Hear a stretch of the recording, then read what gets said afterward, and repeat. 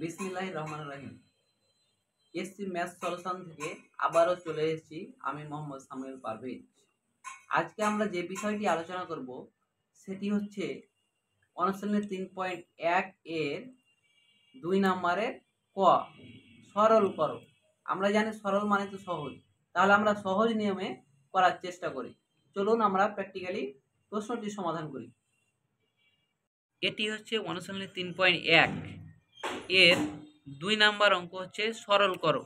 2 নম্বরের ক হচ্ছে 7p + 3q - 5r উপরে whole square minus 2 into 7p + 3q - 5r into 8p - 4q - 5r plus 8p - 4q - 5r whole square. এই অঙ্কটির সমাধান আমরা করব এখন। এটি হচ্ছে অনুশীলনী 3.1 এর 2 নম্বর অঙ্ক। প্রথমে আমরা প্রশ্নটির দিকে তাকাবো আগে যে কি বলছে।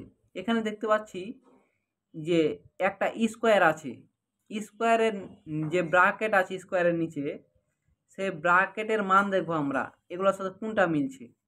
তাহলে আমরা প্রথমে দেখবো স্কোয়ার গালা মিলেছে না মিলেনি। তাহলে স্কোয়ার গালার যেহেতু মিলেনি, তাহলে স্কোয়ার গালার একটা একটা আমরা বি ধরবো, দিয়ে আমরা ফর্মুলা ফেরার চেষ্টা করব। তাহলে স্কোয়ার মাইনাস ফর্মুলা 2, যদি আমি স্কোয়ার একটাকে বিবেচনা করি এবং স্কোয়ার আরেকটাকে বি বিবেচনা করি, তাহলে square minus formula 2 b plus b square মিলে যাচ্ছে।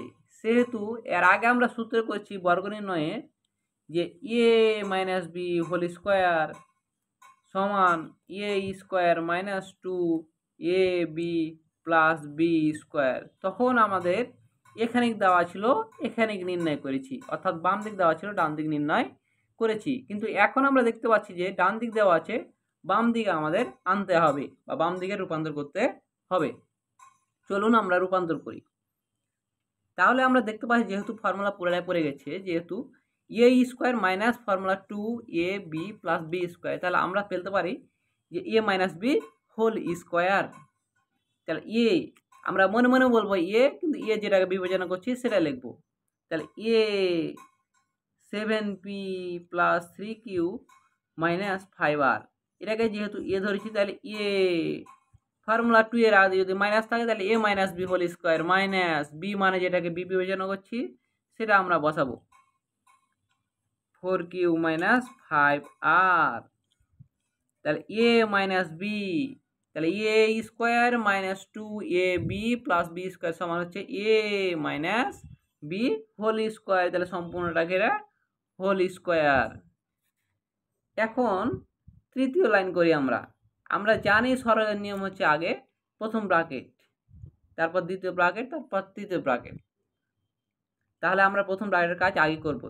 এই ব্র্যাকেটের বাম দিকে যেন মানে প্লাস আছে, প্লাসে প্লাসে প্লাস 7p প্লাসে প্লাসে প্লাস 3q প্লাসে মাইনাসে মাইনাস 5r।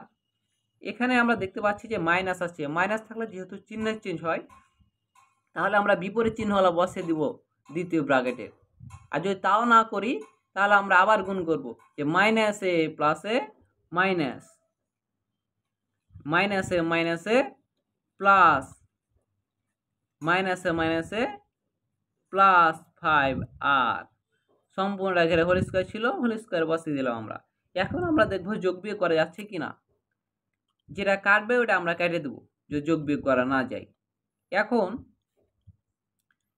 আমরা দেখতে পাচ্ছি মাইনাস 5r আর প্লাস 5r কেটে যাচ্ছে, অর্থাৎ যদি আমরা না কাটি তাহলে আমরা বাদ দিয়ে দিব। এখানে আছে 7p আর এখানে মাইনাস 8p।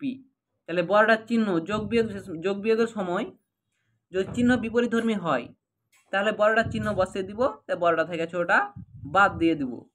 আর চিহ্ন যদি একই হয় তাহলে ওই চিহ্নটা বসিয়ে আমরা যোগ করে নেব। যেহেতু পরেরটা চিহ্ন একই, কিউয়ের চিহ্ন, তাহলে ওই চিহ্নটা বসাবো, বসে আমরা যোগ করে নেব। 3 আর 4 7, কিউ সম্পূর্ণটা ঘেরা হোল স্কোয়ার ছিল, হোল স্কোয়ার দিয়ে দিলাম। এখন যদি আমরা মাইনাস পিকে যদি এ বিবেচনা করি আর প্লাস কিউকে বা সেভেন কিউকে যদি আমরা বি বিবেচনা করি, তাহলে আবার m plus b whole square পড়ে যাচ্ছে। তাহলে আমরা এই সূত্রটা আবার ফেলে দেবো। তাহলে এ স্কোয়ার প্লাস ফর্মুলা 2 এ মানে মাইনাস 7p, বা মাইনাস 7p তো না, এখানে আছে পি, তাহলে আমরা বসাবো minus P into 7q plus 7কে ঘেরে স্কোয়ার। এখন আমরা জানি যে মাইনাসের উপরে পাওয়ার জোর যদি থাকে তাহলে মাইনাসটা অটোমেটিক প্লাস হয়ে যায়, সেহেতু এখানে আমরা প্লাস করে দেব। আর পি এর উপরে স্কোয়ার সমান পি স্কোয়ার। তারপরে কাজ হচ্ছে আগে চিহ্নের গুণ, প্লাসে মাইনাসে মাইনাস, মাইনাসে প্লাসে মাইনাস। তারপর সহগের গুণ, 7 দুগুণা 14, বা 7 দিয়ে 2কে গুণ করলে হয় 14 পি কিউ, যেহেতু পি কিউ একাধিক নাই সুতরাং বসে গেল, প্লাস 7-এর উপরে স্কোয়ার সমান 49, আর কিউ এর উপরে স্কোয়ার সমান কিউ স্কোয়ার। গুণের সময় পাওয়ারগুলো সরাসরি বসে যায়, তাই 7 7 49, কিউ এর উপরে স্কোয়ার সমান কিউ স্কোয়ার। এটি হলো আজকের প্রশ্নের সমাধান।